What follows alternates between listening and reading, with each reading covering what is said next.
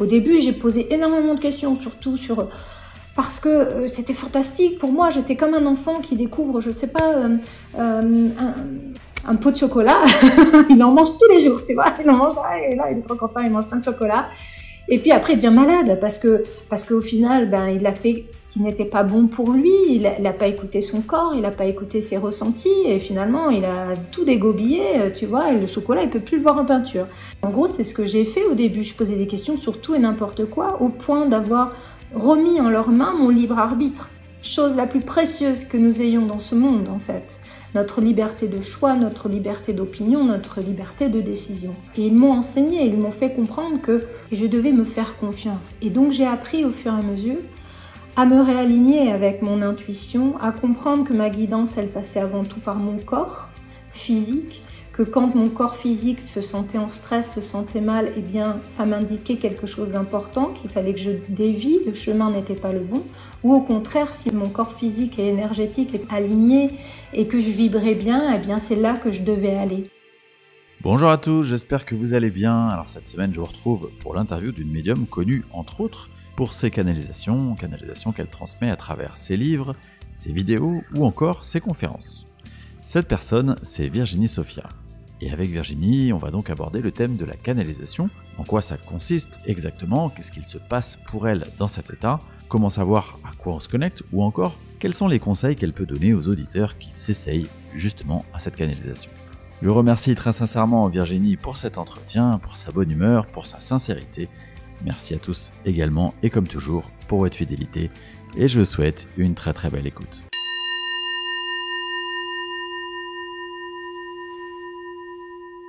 Virginie, bonjour et merci beaucoup d'avoir accepté mon invitation pour ce podcast Entre deux mondes. Je suis vraiment très content de t'accueillir. Et bien pour les auditeurs qui ne te connaissent pas, est-ce que tu peux te présenter un petit peu qui tu es et ton parcours? Bonjour déjà Xavier, merci beaucoup pour ton invitation, je suis super contente. Et je suis ravie de pouvoir me faire découvrir par tes auditeurs s'ils ne me connaissent pas. Donc je suis Virginie Sophia, je suis ce qu'on pourrait appeler un canal ou un médium. Je travaille à transmettre des messages que l'on me donne, donc par canalisation, mais aussi par ma guidance. Donc ça englobe beaucoup d'aspects de médiumnité, la clairvoyance, la clairaudience, les clairs ressentis, une très forte intuition, une guidance intérieure très puissante et connectée. Et voilà, j'essaie de partager ces messages à qui veut bien les écouter, soit sur YouTube avec ma chaîne YouTube Virginie Sophia, soit sur mon podcast assez récent qui s'appelle L'univers de Virginie Sophia. Et puis évidemment les réseaux sociaux classiques, mon site internet, tout ça quoi. Eh bien, on va parler de canalisation, évidemment, parce que c'est un sujet que j'ai pas encore vraiment abordé dans ce podcast. Mais avant ça, est-ce que tu peux un peu nous raconter ce qu'a été la découverte pour toi de cette médiumnité ? Oui, bien sûr. Alors, en fait, j'ai toujours été passionnée, moi, depuis mon plus jeune âge, par l'invisible. Du plus loin que je me souvienne, j'ai toujours aimé m'isoler du monde réel pour connecter. Alors aujourd'hui, je le comprends comme ça, me connecter aux vibrations. Et donc je m'isolais dans la musique, je m'isolais dans le silence, je m'isolais dans l'écriture pour pouvoir connecter à cette vibration plus haute. Et la médiumnité est apparue dans ma vie, enfin déjà la foi est apparue dans ma vie très jeune parce que ma famille était croyante et pratiquante, enfin une partie de ma famille était croyante pratiquante, donc c'était naturel de croire en quelque chose. Et moi j'avais cette conviction de toute façon dès que je suis née qu'il existait quelque chose de plus grand que nous.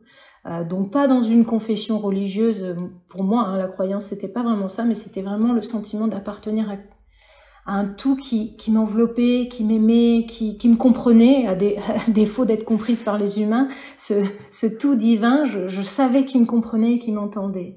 Et donc ma médiumnité, je la vivais sans vraiment comprendre en fait que j'avais cette reliance. Je comprenais pas que c'était différent peut-être de certaines autres personnes.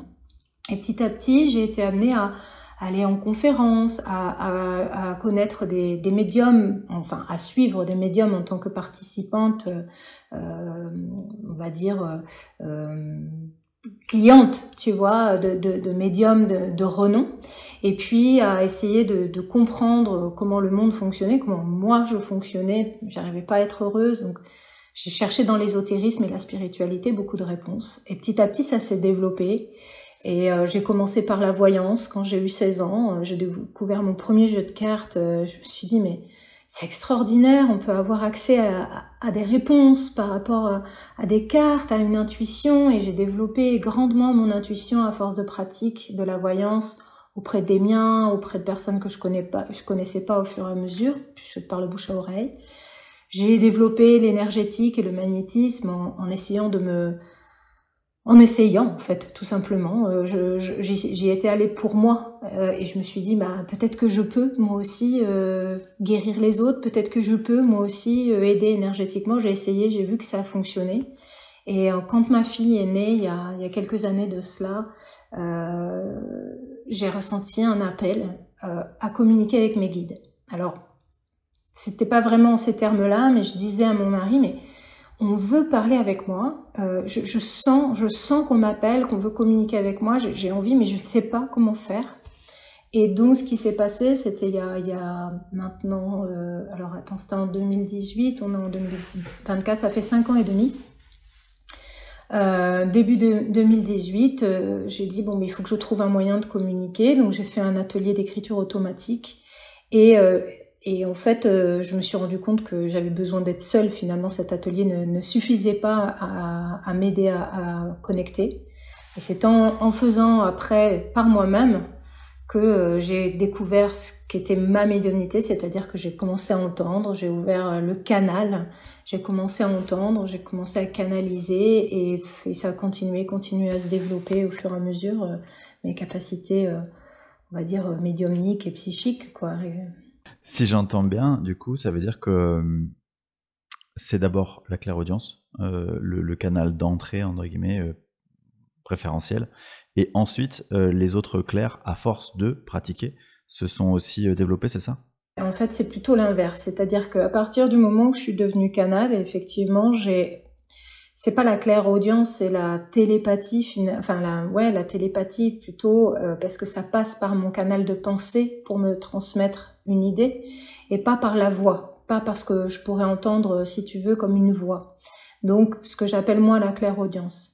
Et au début, en fait, les premières choses qui se sont manifestées à moi depuis 16 ans jusqu'au moment où je suis devenue canal, c'est vraiment une forte intuition, ce qu'on appelle la précognition, c'est-à-dire savoir à l'avance les choses qui vont se passer, ou la rétrocognition, savoir le passé aussi. Quand j'utilisais les supports de cartes, j'avais ces facultés-là de pouvoir capter des événements que je ne pouvais pas deviner, ou d'anticiper des événements qui allaient venir non plus et que je n'avais pas la possibilité d'anticiper. De savoir aussi la claire connaissance, de savoir comment étaient les gens. J'avais aussi au fur et à mesure des flashs. Alors c'est ce qu'on appelle là de la clairvoyance, en fait. On ne voit pas, mais on a comme une image qui s'imprime dans notre tête. En tout cas, moi, c'est comme ça que je l'expliquerai. Et donc, j'avais eu plein de petites choses comme ça qui s'étaient déposées sur mon chemin, mais qui n'étaient pas des choses que je contrôlais. Je n'arrivais pas à les manifester par la volonté, je n'arrivais pas à les solliciter. Ça venait comme ça au fur et à mesure, et plus je prenais confiance en moi, et plus ça s'imposait. Et quand, en revanche, je suis devenue canal, là, c'est comme si j'avais fait un saut quantique, en fait, parce que j'ai ouvert le champ d'amour infini. J'ai réussi à connecter au champ d'amour infini de la source. Voilà comment je pourrais l'expliquer. Et je ne sais pas comment j'ai fait, mais toujours est-il que j'ai ouvert ce champ, et là, j'ai réussi à canaliser. Donc c'est pas vraiment entendre, c'est capter les messages par télépathie et les retranscrire. Donc il y a eu des livres que j'ai pu écrire, tu le sais, grâce à cette perception. Et puis au fur et à mesure d'apprivoiser cette capacité de canalisation, là j'ai pu manifester encore plus de perception de clairaudience, encore plus de perception de clairvoyance, encore plus. Je les ai affinés et aujourd'hui, je pourrais dire que je les contrôle.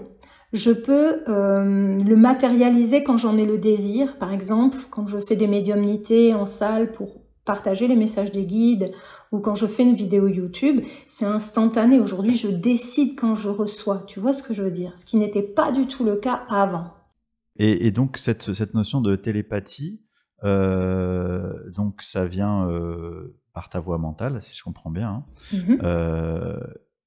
Comment toi, tu arrives à comprendre que c'est justement pas ta voix mentale? Et la deuxième question, c'est est-ce que il y a une signature vibratoire quelque part, hein, tu vois, un élément d'identification particulier? Alors c'est super intéressant, tes questions sont super intéressantes parce que c'est une question que n'importe qui commence à canaliser pourra se poser. Et se posera, je pense, inévitablement. Parce que quand on devient canal, moi déjà je savais pas ce que c'était. Donc quand tu commences à entendre dans ta tête ce que tu vas écrire sur le papier, tu dis attends, c'est moi, qu'est-ce que c'est? Parce que c'est mes idées, mais à la fois c'est pas tout à fait les mots que j'aurais utilisés moi. C'est mieux écrit, c'est mieux dit, tu vois, déjà il y a des petites choses comme ça. Et alors voilà, donc pour la première question, ça va être ma façon de comprendre, d'identifier que ce n'est pas moi, c'est la façon de parler. Donc déjà, je ne m'adresse pas à moi en disant nous ou tu.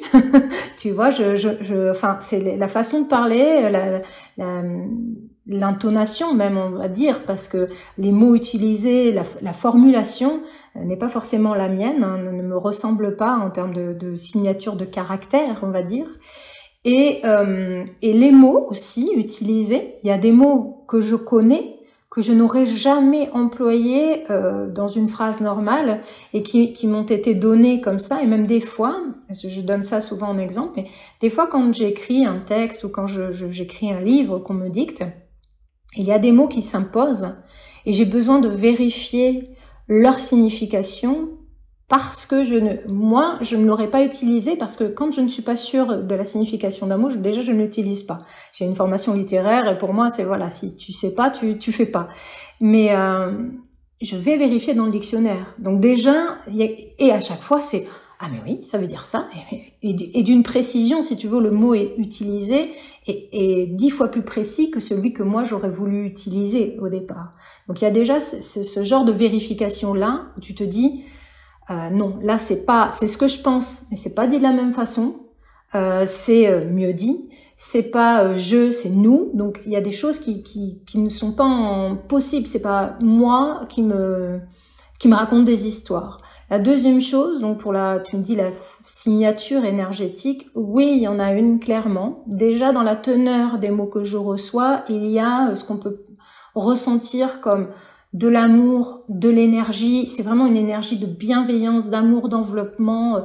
Voilà, il suffit de lire les livres pour se sentir enveloppé d'énergie, de guérison en fait, je dirais. Et moi c'est pareil, quand je canalise c'est ça, je me sens dynamisée, je me sens enveloppée d'amour, je me sens mieux. Et pour donner un exemple très flagrant, quand je ne canalise pas, quand par exemple je ne fais pas de vidéo pendant longtemps, ou parce que je suis en vacances, ou parce que je suis avec ma famille, mes amis, et donc forcément entre guillemets je travaille moins, parce que mon travail aujourd'hui c'est de transmettre mes messages, eh bien, je me sens pas bien. Je me sens vidée, je me sens malheureuse presque, comme s'il me manquait quelque chose, parce que ces transmissions, ces canalisations sont extrêmement riches, et y compris au niveau énergétique. Elles sont transcendantes, en fait. Et dans cet état-là, toi, quand tu reçois ces messages, est-ce que c'est comparable à ce que je pratique au quotidien, c'est-à-dire l'hypnose, c'est-à-dire qu'il y a une partie de toi qui est comme en observation de ce qui est dit, et une autre partie de toi qui laisse couler, quoi. Ouais, c'est très intéressant. Oui, alors pour avoir vécu, j'ai déjà fait de l'hypnose.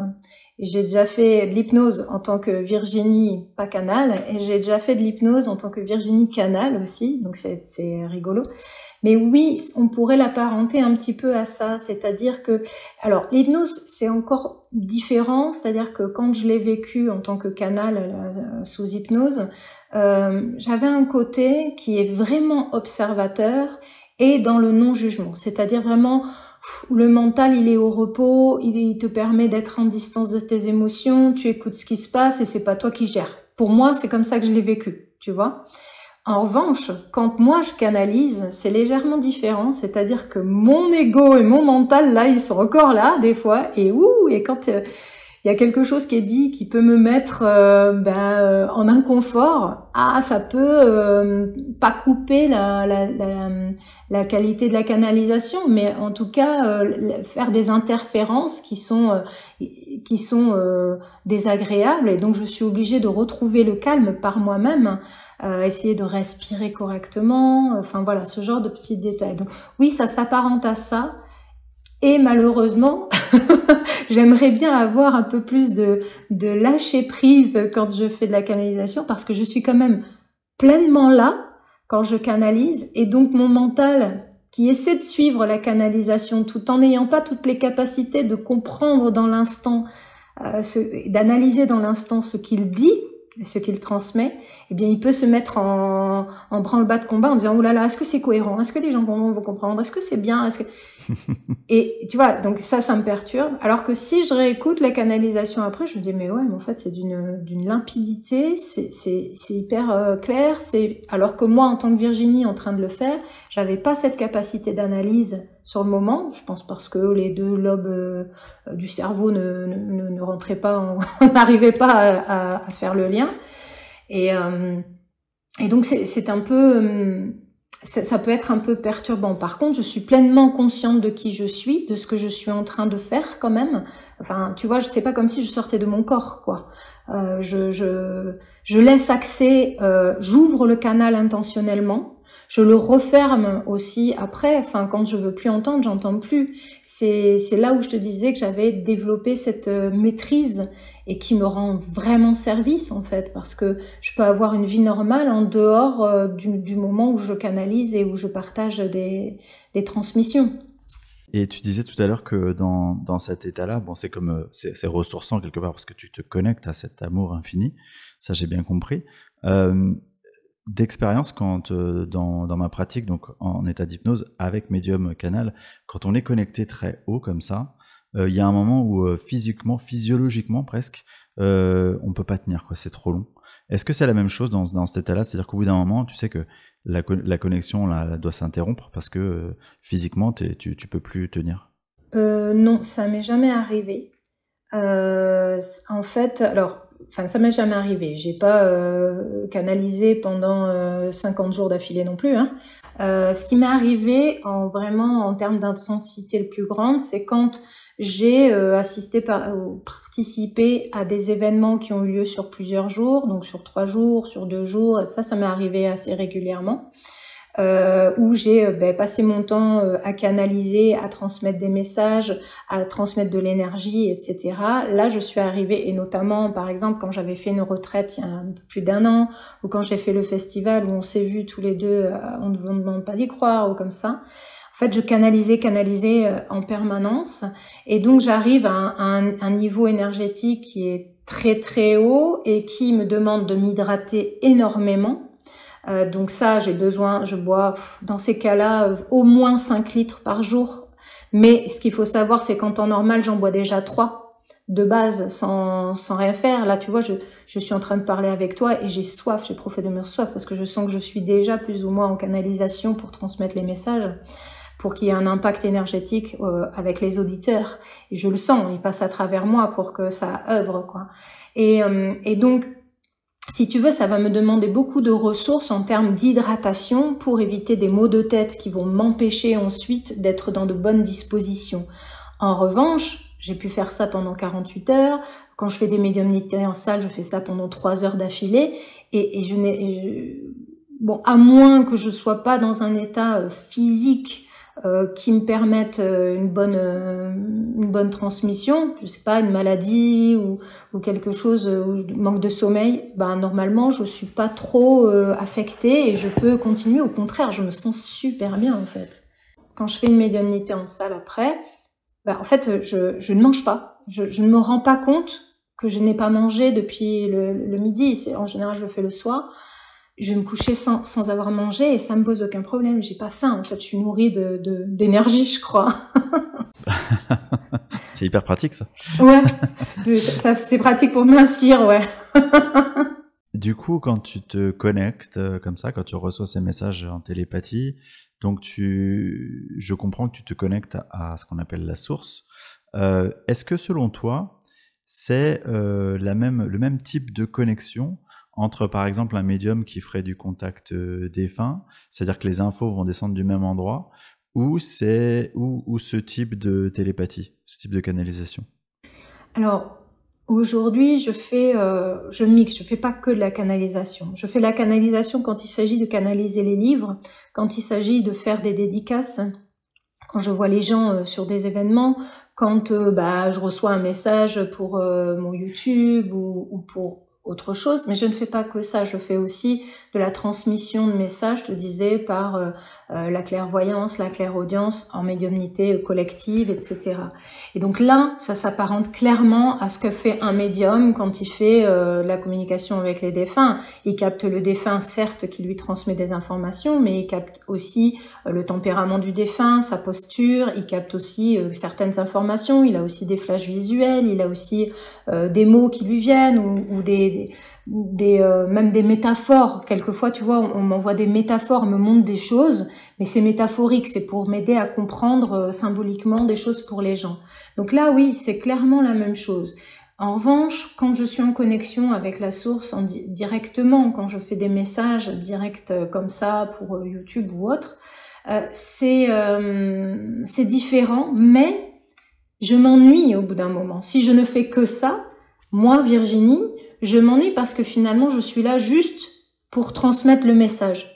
Tu vois ce que je veux dire? Je suis juste là pour répéter, enfin, c'est même pas répéter, c'est pour laisser passer à travers ma bouche un message qui est magnifique, certes, mais moi, j'ai envie d'être actrice aussi de l'aide que je veux apporter aux gens. Donc, ils ont bien compris ça, et je pense que c'est le deal entre nous aussi, que j'ai accès à un champ complet d'informations, et que ce soit aussi un champ énergétique pour essayer de soigner les gens par les soins, etc. Et donc là, je m'éclate parce que je peux créer plein de choses différentes en support et je peux aider les gens et pas uniquement en étant le transmetteur canal, tu vois.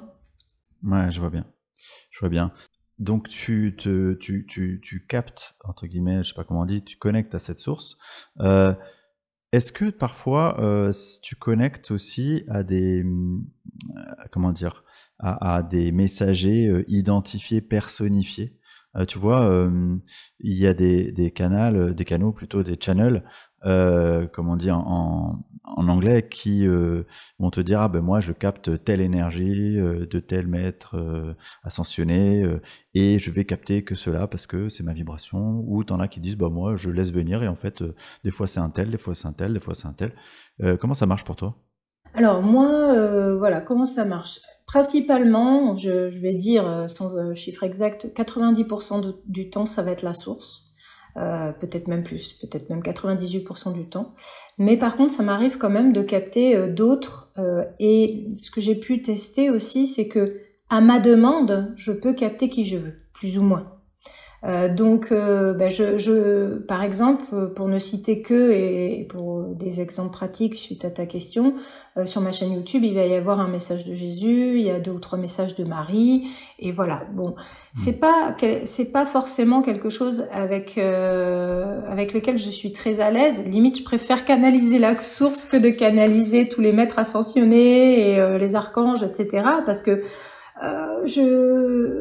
au moins je m'y perds pas et puis mon ego il se met pas là, ah oui mais est-ce que c'est vraiment eux, ah mais est-ce que c'est pas eux, est-ce que si, est-ce que là, donc ça s'impose pas à moi, ça s'impose rarement à moi, du moins. Quand je les ai eu captés, les autres, c'était à ma demande, comme je te disais. Et puis, il y a eu 1 ou 2 fois en vidéo pour YouTube où ça s'est imposé. J'ai su que c'était la Vierge qui venait, ou j'ai su que c'était Jésus, et j'étais OK avec ça. Mais principalement, les 98% du temps, c'est la source. Mes guides, peu importe comment on les appelle, mais en tout cas une énergie d'amour ultra bienveillante et magnifique et aidante, quoi. Après, personnifier, personnifier, ça peut toujours être problématique par rapport à l'ego. Pourquoi on veut absolument que ce soit cette personne? Alors oui, entre guillemets cette personne, cette vibration, et tant mieux si c'est elle. Mais c'est vrai que quelque part, ça m'arrange de dire les guides comme ça, tu vois. On sait pas trop, mais le message est bon. Voilà, et en fait, c'est surtout à ça que je m'attache, c'est à la teneur du message et à la vibration qui est ressentie lors de cette transmission. Mais quand comme ça, tu peux canaliser Jésus ou l'énergie de Marie, est-ce que tu sens que ça envoie quelque chose de différent, une sorte de, tes sensations sont différentes, ou pour toi, quelque part, c'est juste une identité, mais après, les sensations sont les mêmes? Alors, mes sensations physiques, il y a pas de différence. La signature énergétique, elle est subtilement différente parce que ce sont, par exemple, Jésus ou Marie, des énergies vibrantes extrêmement hautes, d'un amour profond. Donc, c'est sensiblement pareil, bien que la signature en termes de transmission, de mots employés, etc. Là, c'est différent. C'est pas tellement au niveau vibratoire que je ressens la différence, c'est plus en termes de transmission, du fond de la transmission, des mots utilisés et de la façon de s'adresser peut-être aussi. Voilà. Et après, quand je te dis oui, quand je demande, je reçois. Pour donner des exemples, alors j'ai pas fait 50 tests parce que je ne vois pas l'intérêt, pour moi ce serait jouer plutôt que d'avoir du sérieux dans la canalisation, mais quand il m'est arrivé des fois on m'a souvent demandé de canaliser des défunts et ça a été une prestation que je faisais à un moment donné quand je faisais encore de l'individuel, et bien là je peux demander à recevoir pour un défunt, que le défunt en particulier vienne, et ce qui est cool, c'est que c'est sans interférence. Contrairement à certains médiums qui, quand ils ouvrent leur canal, ils vont avoir 50 défunts qui vont arriver. Eh bien, pourquoi c'est comme ça, je sais pas, mais c'est cool parce que je peux avoir la capture énergétique, la signature énergétique du défunt et transmission pour une personne en particulier. Mais c'est pas ma spécialité. Moi, ma spécialité, c'est vraiment la transmission des messages de la source pour aider, quoi. Tu dois le voir, mais sur Internet maintenant, il y a beaucoup de personnes qui se disent être canal, transmettre des messages. Et c'est vrai que moi, tu vois, personnellement, au début, c'est quelque chose que je suivais beaucoup au début de mon éveil spirituel. Maintenant, je me suis un peu distancié de ça parce que je suis quelques personnes comme toi. Mais le reste, je me suis vraiment distancié parce que j'ai du mal à faire la part des choses. Et je me dis, mais jusqu'à quel point ces personnes sont sincères, jusqu'à quel point elles connectent véritablement. Quel serait ton avis là-dessus et quel serait ton conseil pour justement garder un certain discernement, quoi? Oui, je comprends très bien ta question et je comprends très bien que ça puisse être une interrogation pour beaucoup de gens. C'est vrai que c'est perturbant parce que il y a beaucoup de gens qui canalisent aujourd'hui et je crois que c'est une réalité. C'est pas qu'il y en a qui se disent, enfin il y en a peut-être aussi qui se disent, mais il y a vraiment beaucoup plus de gens qu'avant qui canalisent parce qu'ils ouvrent leur champ de perception, parce qu'on a augmenté en vibration et donc voilà, naturellement ils ont canalisé. Maintenant, ce à quoi il faut s'attacher selon moi, c'est la teneur de la transmission. Est-ce qu'elle est vibrante pour nous? Est-ce qu'elle nous transmet du bien-être? Est-ce qu'elle nous transmet une forme d'énergie qui nous fait du bien? Ou est-ce qu'au contraire elle nous fait peur? Est-ce qu'au contraire elle abaisse notre taux vibratoire? Est-ce qu'elle nous fait nous poser des questions qu'on ne se posait pas avant et qui sont préjudiciables à notre bien-être et à notre paix intérieure? À mon avis, c'est là que doit se trouver le discernement. Et la deuxième chose que je dirais, et ce que je dis toujours quand les gens s'adressent à moi, parce que quelquefois, et tu dois peut-être toi aussi être confronté à ce type de de profil quand tu fais des séances, c'est que il y a des gens, ils s'en remettent complètement à toi parce que tu es canal, parce que tu as accès à certaines informations que eux ne pensent pas pouvoir avoir. Et là, ce que je leur dis toujours, c'est non. Moi, je ne déciderai pas pour vous, je ne vous donnerai pas de réponse par rapport à ça. Je peux vous conseiller surtout, d'abord en premier, de vous faire confiance. De vous faire confiance. Quel est votre élan? Qu'est-ce que vous dit votre joie? À quel endroit vous voulez aller par rapport à votre joie? Où est-ce que votre joie vous mène? Où est-ce que votre élan vous mène? Où est-ce que votre confiance vous mène? Et pas où est-ce que votre peur vous mène? Où est-ce que vos doutes vous mènent? C'est voilà, toujours essayer de se faire confiance, de suivre son intuition, parce qu'en fait, on a toutes les réponses. Et aujourd'hui, tu vois, j'ai des fois des gens qui me disent « Ouais, mais ça doit être cool pour toi, parce que finalement, tu as accès à tout, tu peux poser des questions, bam, on te répond et tout. » Mais ce que j'essaie d'expliquer aux gens, c'est que c'est marrant, parce que je ne pose pas de questions. En fait, je ne pose plus de questions. Au début, j'ai posé énormément de questions, surtout parce que c'était fantastique. Pour moi, j'étais comme un enfant qui découvre, je sais pas, un pot de chocolat. Il en mange tous les jours, tu vois. Il en mange là, et là, il est trop content, il mange plein de chocolat. Et puis après, il devient malade parce qu'au final, il a fait ce qui n'était pas bon pour lui. Il a pas écouté son corps, il a pas écouté ses ressentis, et finalement, il a tout dégobillé, tu vois. Et le chocolat, il peut plus le voir en peinture. Un peu, je donne cet exemple, mais pour essayer que vous compreniez. Mais en gros, c'est ce que j'ai fait au début. Je posais des questions sur tout et n'importe quoi, au point d'avoir remis en leurs mains mon libre arbitre. Chose la plus précieuse que nous ayons dans ce monde, en fait. Notre liberté de choix, notre liberté d'opinion, notre liberté de décision.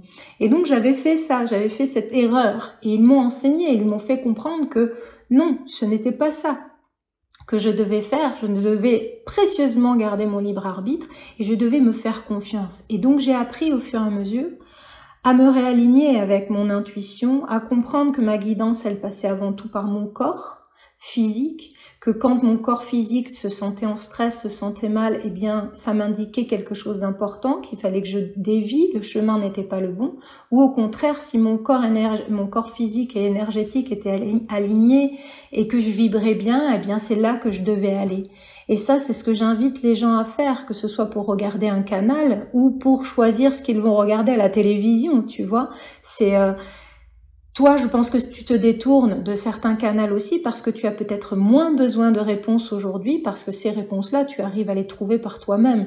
Et je pense que les gens, c'est ce dont ils ont besoin. Ils n'ont pas besoin de gourou, ils n'ont pas besoin d'un guide qui va leur dire fais ci, fais ça. Ils ont besoin de retrouver leur propre guidance. Et alors, il y a certains canaux ou médiums qui vont les y aider. Et moi, c'est ce que je m'attache à faire. Et aider les gens à ce qu'ils retrouvent leur propre gouvernance, leur propre guidance en fait, avec un petit coup de pouce, un petit soutien d'amour, tu vois, pour les envelopper. Il y a des fois, je suis sûr que ça arrive à tous les auditeurs, tu sais, quand on parle à une personne, il y a des fois, on a l'impression que on s'observe, il y a des mots qui sortent, et puis on se dit, ah, c'est vachement bien ce que j'ai dit. C'est presque pas de moi, quoi. Et est-ce que dans ce cas-là, on canalise? Alors pour moi, oui. Ça va être de la canalisation ou de la clairconnaissance, mais c'est de l'inspiration, ça c'est sûr. Et tu vois, j'étais en train de me dire là, mais il y a une seconde quand tu as commencé à poser cette question, je me dis, c'est vachement bien ce que j'ai dit là tout de suite. Franchement, j'aurais pas pu mieux le dire que, enfin, c'est venu tout seul et je trouve que c'était vachement bien. Et c'est typiquement ça, c'est là où je me rends compte qu'en fait, c'est pas de moi, tu vois. Ils se servent de moi parce que je laisse ma guidance, je les laisse m'envelopper de leur sagesse, en fait. Et ça passe à travers moi. Et donc, c'est ça, ce que les gens vivent et ce que nous vivons. Et on sent qu'on est dynamisé quand on a ce type de conversation, qu'on a su trouver les bons mots, la bonne façon. Et en fait, non, mais c'est parce que nous aussi, on a pris l'enseignement en même temps. Et c'est marrant parce qu'effectivement, moi, en tant que praticien, quand parfois je guide les séances, j'ai comme des inspirations d'aller dans tel endroit, dans telle direction, alors que mentalement, j'y serais pas allé en fait. Et donc, c'est un peu le même. Je pense que c'est d'accepter quelque part de se laisser aussi traverser, de se laisser guider par son intuition, quoi. En fait, c'est tout à fait ça. C'est à partir du moment, enfin, ce que je crois, c'est que à partir du moment où on a en tête le bien commun, l'envie d'aider le plus de personnes possible, l'envie, alors sans s'oublier, hein, mais quand on est dans une dynamique d'évolution personnelle, et spirituelle et collective, l'envie de s'aider soi et d'aider les autres au travers de nos recherches spirituelles, que ce soit donc dans ton métier d'hypnose, de praticien en hypnose, ou dans mon métier de canal, ou dans le métier de médium, ou autre, ou même de soignant, ou même de boulanger, j'en sais rien, tu vois, on est inspiré à faire le mieux. Et à partir du moment où on est bien placé, où on est à notre place, dans le sens bien placé, à notre place, qu'on est guidé par la joie de bien faire les choses, eh bien on va être inspiré par le divin, en fait, à qui nous sommes connectés en permanence. Le divin, il est en nous, il est autour de nous, on est fait de lui, on est connecté à lui en permanence. Donc on a juste appuyé sur ce bouton de la joie et de l'élan à bien faire, à faire pas dans l'ego, à faire juste parce que ça nous fait du bien, parce que ça nous attire, tu vois.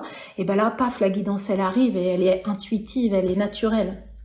Et toi, personnellement, dans cette époque extrêmement difficile, trouble qu'on vit, est-ce que le fait d'être canal, ça t'apporte de la sérénité?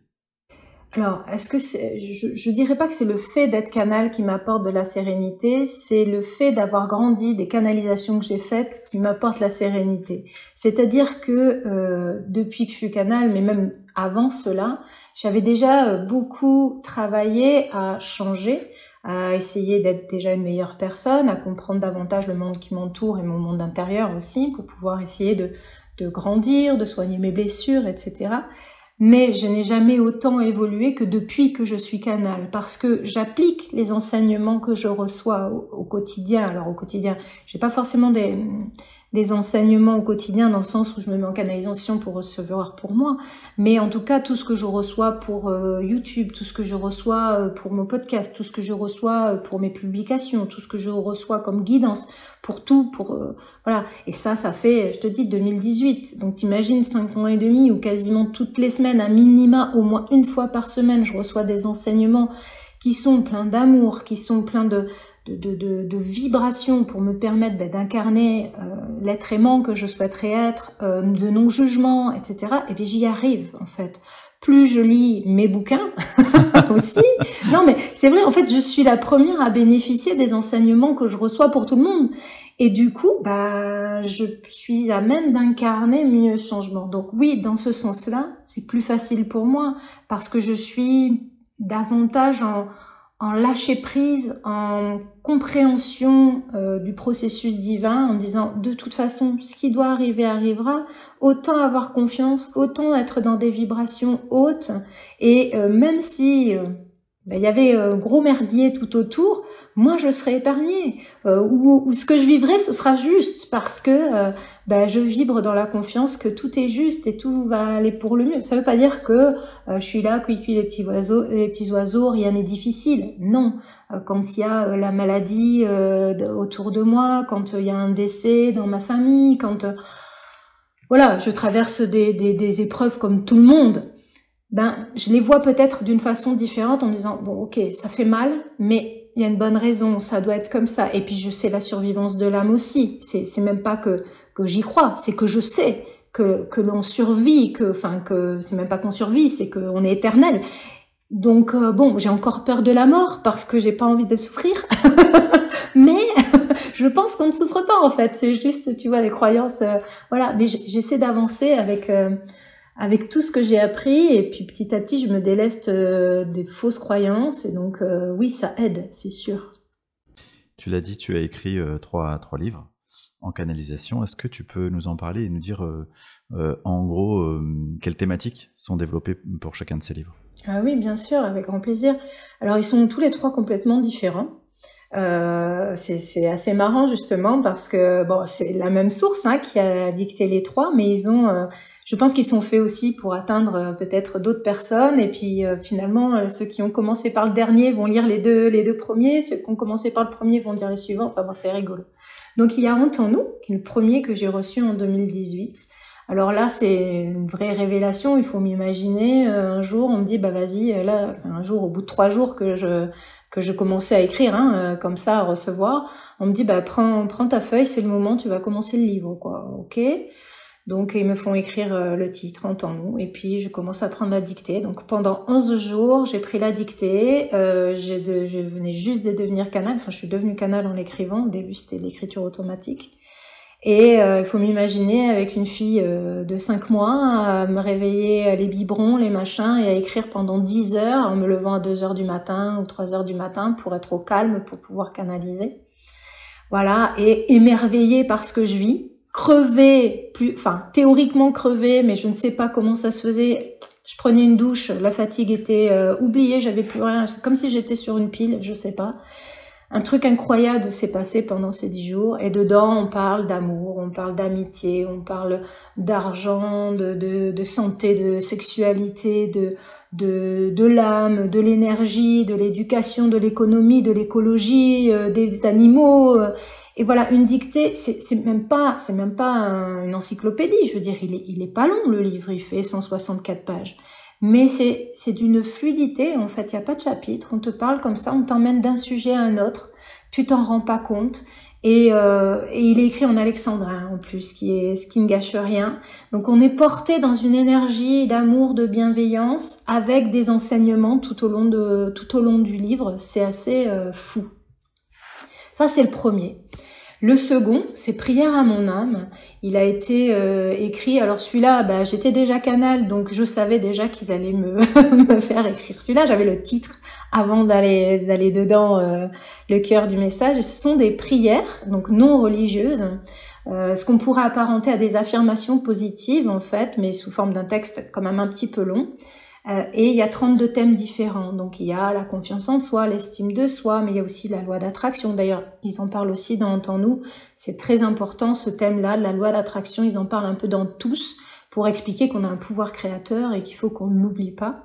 Donc on va avoir l'énergie, on va avoir libéré sa colère, libéré de ses peurs, l'abondance financière, enfin plein de thèmes comme ça pour en fait créer une nouvelle réalité. Donc ce sont des prières qui sont relativement courtes, hein. Le livre, si tu le lis d'un trait, il fait quoi, une heure de lecture à peu près. Donc limite tu peux le lire une fois par jour même si tu as le temps, avant de dormir quoi.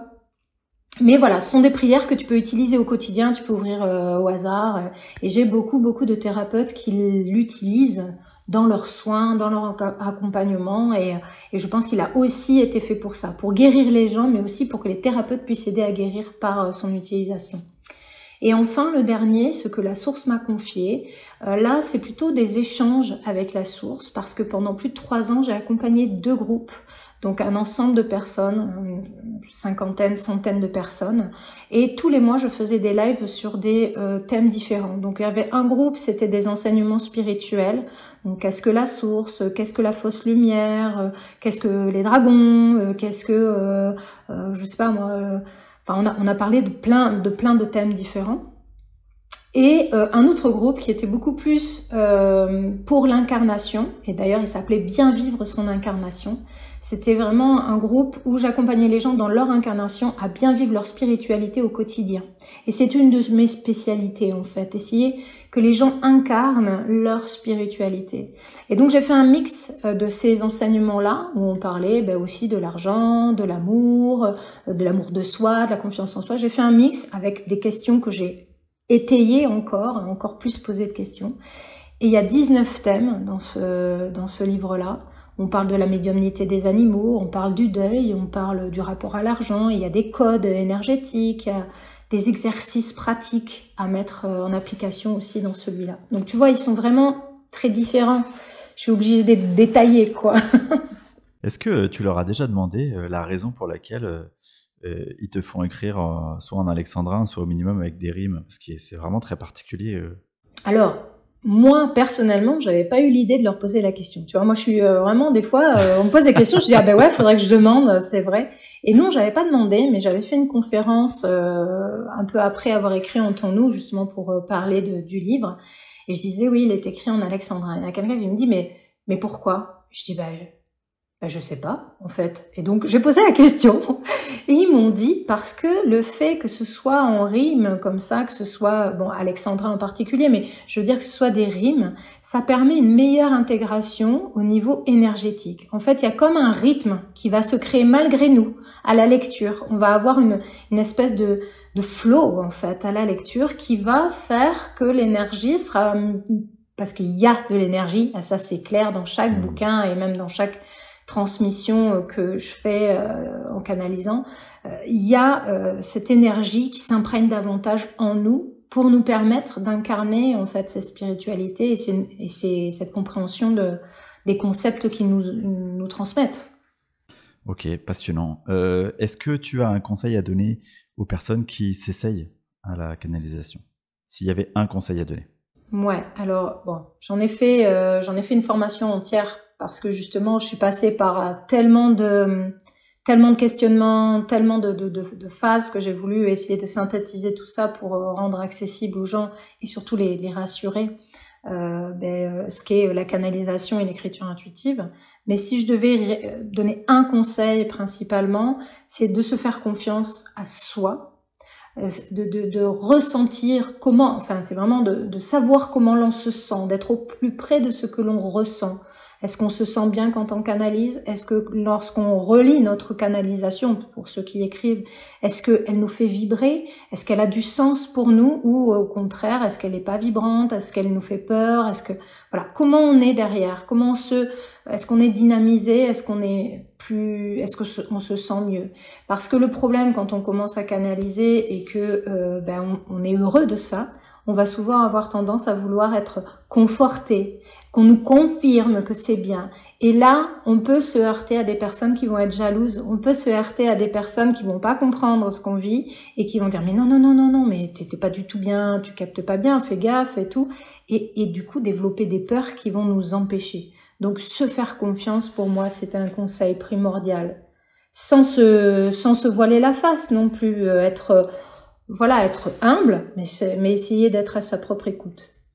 Super. Eh bien, merci. Je vais terminer en te demandant, puisque tu as dit que tu étais en état de réception, est-ce qu'il y a un message qui peut être adressé aux auditeurs du podcast aujourd'hui? Ah, c'est sympa ça. Écoute, oui, je vais leur demander de savoir, s'ils veulent dire quelque chose. Nous avons grandement apprécié notre présence avec vous aujourd'hui. Nous savons que vous avez été imprégnés par nos énergies et que vous nous retrouverez pour suivre ce que nous avons à vous offrir, pour suivre ce que nous avons à vous donner. Nous sommes ravis de cela. Nous ne vous quitterons plus, nous vous aiderons, nous continuerons dans ce sens-là. Nous vous aimons. Nous vous veillons. Nous vous guidons. Mais vous le savez déjà. Vos parents du ciel. Eh bien, merci aux parents du ciel. Oui, c'est un peu leur signature en fait. On en parlera une autre fois si j'ai le plaisir de revenir. Avec grand plaisir. Merci encore infiniment à toi Virginie, c'était un moment précieux. Et merci évidemment à tous les auditeurs du podcast pour votre fidélité. Merci infiniment à toi et en fait c'est plus à moi de te remercier que l'inverse. J'ai vraiment passé un moment extraordinaire. Tes questions étaient très riches, très intéressantes. Ça m'a permis de dire des choses que j'ai trouvées belles et j'espère qu'ils feront du bien à tes auditeurs. Et voilà, je te remercie du fond du cœur. Merci à tous d'avoir écouté cette émission.